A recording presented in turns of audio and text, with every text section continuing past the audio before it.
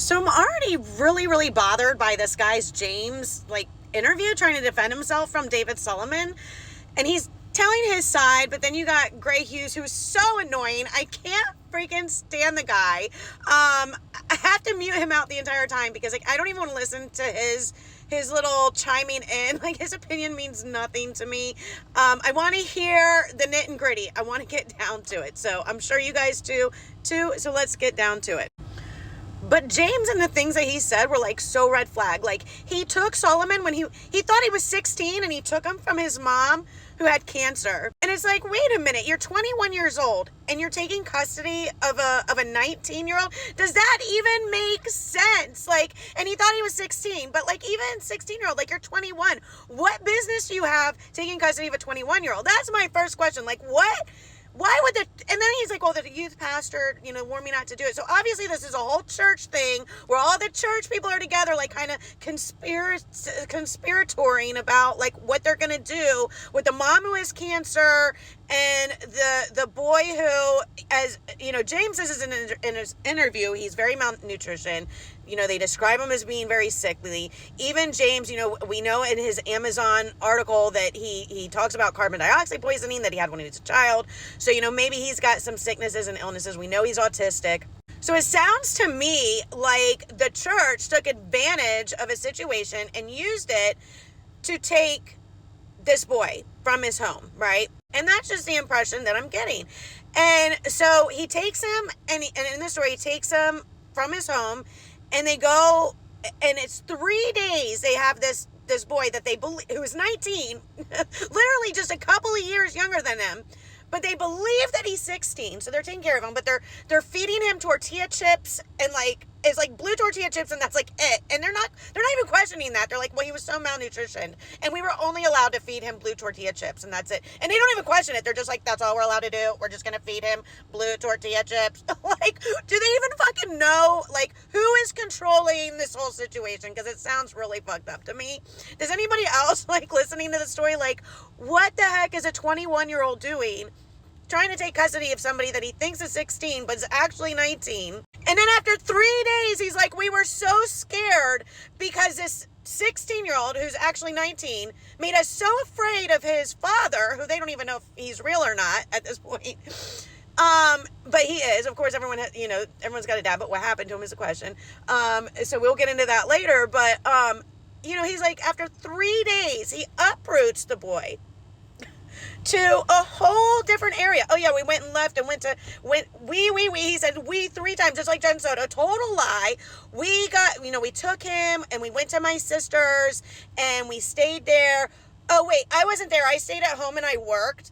Bro, you're saying the same fucking lie that Jen Soto said. What the fuck? So David Solomon claims that when he took him and left, so now this is basically confirming, James is basically confirming everything. They did take the child. They did try and flee the state. They did take him and they were fleeing. Why would you be fleeing after 3 days? Would you really be fleeing because you're scared of some other man or because you stole this kid and now you're on the run? So David Solomon says that they changed his name. His birth name was not actually David Solomon. That's not a real name.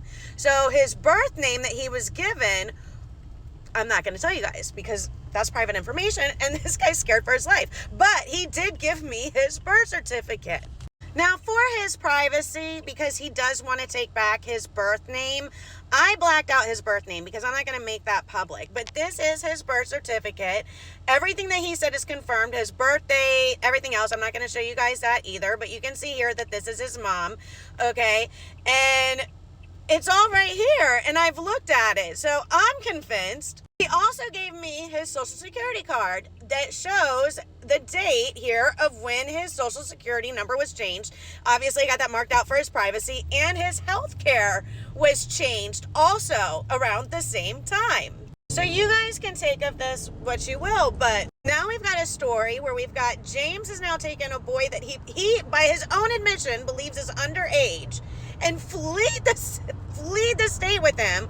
All out of fear of the husband. Was a mom never afraid of the husband? She's got cancer sitting in a hospital bed, but she ain't fleeing. she never fled with her son. So obviously she's not scared of the husband. So like, this whole story just doesn't even make any sense. But you know whose story is starting to make a lot of sense? David Solomon's. So I'm starting to believe everything that he's saying. I haven't even gotten into like the first 5 minutes of this guy's fucking story, and I'm already like, oh my God. Him and his mother, time and time again, physical abuse. So he was just deathly afraid of this figure, this imaginary father that we had no idea if he was real or not. But that created an environment of paranoia in my home. My children were afraid, my wife was afraid. Any knock on the door, like the pizza man, the mailman, was seen as danger. And it got to the point where my wife encouraged me to quit my job and take the kids and up and leave and move to flee the city, to go up north. I thought that was obviously a little extreme, and I wasn't sure of the validity of his claims about this father of his. What ended up happening was we went to visit my wife's sister, who lived in the Seattle, Washington area. Mm-hmm. So we drove up there, and they stayed up there for the remainder of the duration. And then I didn't go with them. I stayed home working. From Oregon. But I received a phone call from Shiloh, and she told me that she figured out it was all a lie. She said like it was just too much, and they just all clicked and made sense that none of it was true. Because she was just too trusting, and then confrontation with him, obviously, like he was upset. He didn't like it.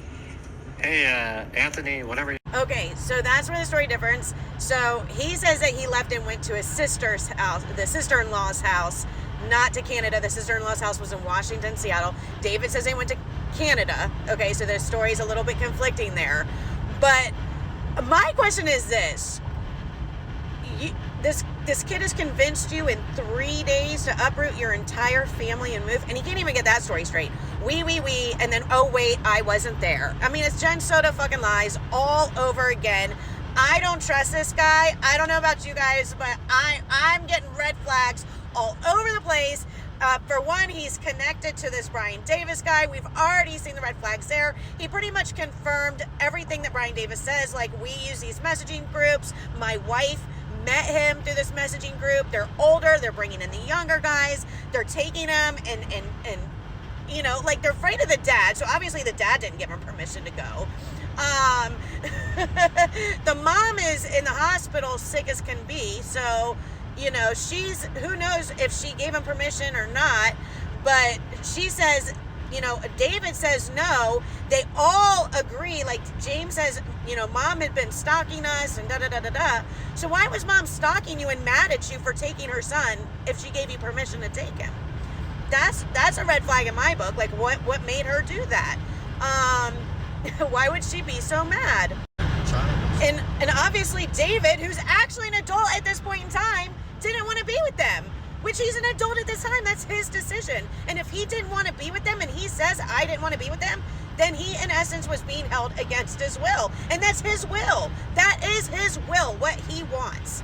And he done said his will was, no, I did not want to be with these people. And they took me against my will somewhere I did not want to be. And all because James thought he was underage.